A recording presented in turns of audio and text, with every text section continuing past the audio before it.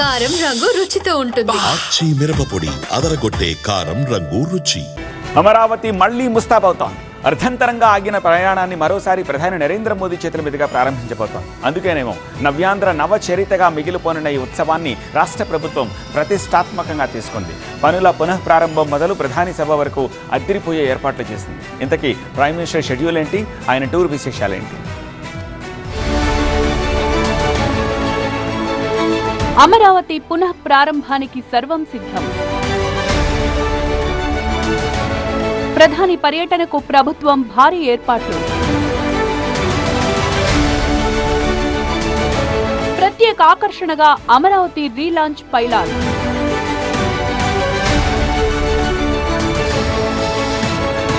అతిథులుగా అన్నదాతలు, అతిరథులు.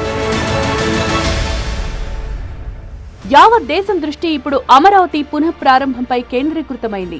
5 ఏళ్ల క్రితం అట్టహాసంగా మొదలై ఆ తర్వాత అర్ధాంతరంగా నిలిచిపోయిన అమరావతి పనులు మరోసారి ప్రధాని మోదీ చేతుల మీదుగా ప్రారంభం కానుండటంతో భారీ స్థాయిలో ఏర్పాట్లు చేసింది రాష్ట్ర ప్రభుత్వం.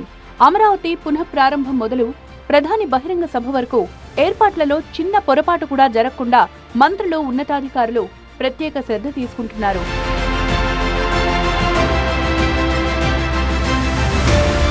ఢిల్లీ నుంచి మధ్యాహ్నం 2:55 గన్నవరం ఎయిర్పోర్టుకు చేరుకోనున్న ప్రధాని మోదీకి మంత్రులు, కూటమి నేతలు స్వాగతం పలకనున్నారు. ఎయిర్పోర్ట్ నుంచి హెలికాప్టర్ ద్వారా 3:15 వెలగపూడి సచివాలయం దగ్గరికి చేరుకోనున్న ప్రధానికి అక్కడ చంద్రబాబు, పవన్లు వెల్కమ్ చెప్తారు. ఆ తర్వాత హెలిప్యాడ్ నుంచి సభావేదిక వరకు ప్రధాని రోడ్ షో కూడా ఉండనుంది. ఇరువైపులా ప్రజలకు అభివాదం చేస్తూ సభాస్థలికి రానున్నారు మోదీ. సభాస్థలికి చేరుకుని అమరావతి పునః ప్రారంభ కార్యక్రమంలో పాల్గొనున్నారు.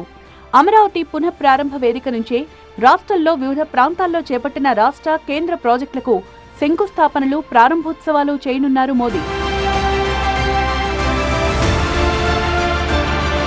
అమరావతి రీలాంచ్ కు సంకేతంగా ప్రభుత్వం ఏర్పాటు చేసిన పైలాన్ ప్రత్యేక ఆకర్షణగా నిలుస్తోంది. అమరావతి ఇంగ్లీష్ పదంలోని మొదటి అక్షరం ఏ ఆకారంలో ఆ పైలాన్ను ఏర్పాటు చేశారు. 21 అడుగుల ఎత్తులో పూర్తి గ్రానైట్ స్టోన్తో ఈ పైలాన్ను నిర్మించారు.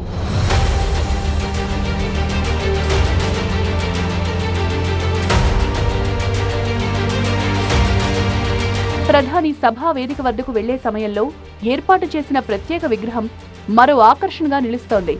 ఆటోమొబైల్ స్క్రాప్ తో తయారు చేసిన మోదీ విగ్రహం స్పెషల్ అట్రాక్షన్ గా నిలవబోతోంది.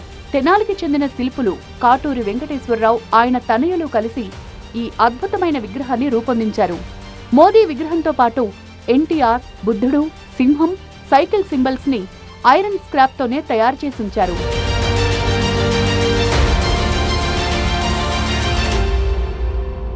ఇక రాజధాని పనుల పునః ప్రారంభ కార్యక్రమానికి రైతులకు ఆహ్వానం పలికారు చంద్రబాబు. రాష్ట్ర చరిత్రలో కీలక మలుపు కాబోతోన్న అమరావతి పునః ప్రారంభం కార్యక్రమంలో భాగం కావాలంటూ రైతులను కోరిన చంద్రబాబు వారి మంచి మనస్సును రాష్ట్ర ప్రజలు కలకాలం గుర్తుంచుకుంటారని చెప్పారు. ఉండవల్లిలోని తన నివాసంలో రైతులతో ప్రత్యేకంగా సమావేశమైన సీఎం పలు అంశాలపై వారితో చర్చించారు. ప్రపంచంలో ఎక్కడా జరగని కార్యక్రమం అమరావతి నిర్మాణం. ఒక్క పైసా కూడా ప్రభుత్వ ఖర్చు లేకుండా అక్కడుండే భూమి మీదనే అది అమ్మి అక్కడ ఇన్ఫ్రాస్ట్రక్చర్ డెవలప్ చేసి ప్రజల్ని కోటీశ్వరులు చేసే కార్యక్రమానికి శ్రీకారం చుట్టిన పార్టీ తెలుగుదేశం పార్టీ, ప్రస్తుతం ఎన్డీఏ పార్టీ. భూములిచ్చిన అన్నదాతలే కాదు, అతిరథులు సైతం ఈ వేడుకల్లో పాల్గొనున్నారు. ఉప ముఖ్యమంత్రి పవన్ కళ్యాణ్, బాలకృష్ణ, మెగాస్టార్ చిరంజీవి తదితర ప్రముఖులు మోదీతో వేదిక పంచుకోనున్నారు. 30 మంది రాజధాని రైతులకు, మహిళలకు మోదీతో కలిసి వేదికపై కూర్చునే అవకాశం కల్పిస్తోంది ప్రభుత్వం. ఈ కార్యక్రమానికి అందరూ ఆహ్వానితులే అని ప్రకటించిన ప్రభుత్వం ప్రధాని సభకు 5 లక్షల మంది ప్రజలొస్తారని అంచనా వేస్తోంది. అందుకు తగ్గట్టే ప్రజలకు ఎక్కడా ఇబ్బంది లేకుండా పకడ్బందీగా ఏర్పాట్లు చేస్తోంది. రైతులు అంటే వాళ్ళు త్యాగం చేసి కేవలం 58 రోజుల్లో 34,000 ఎకరాలు ఇచ్చారు.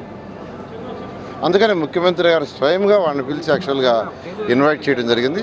అదేవిధంగా రాష్ట్ర ప్రజలందరినీ కూడా ముఖ్యమంత్రి గారు ఇన్వైట్ చేస్తున్నారు. ఇది ఒక కార్యక్రమం కాదు, అందరి కార్యక్రమం. రాష్ట్రం యొక్క ప్రజల యొక్క ఆర్థిక స్థితిని మార్చే రాజధాని.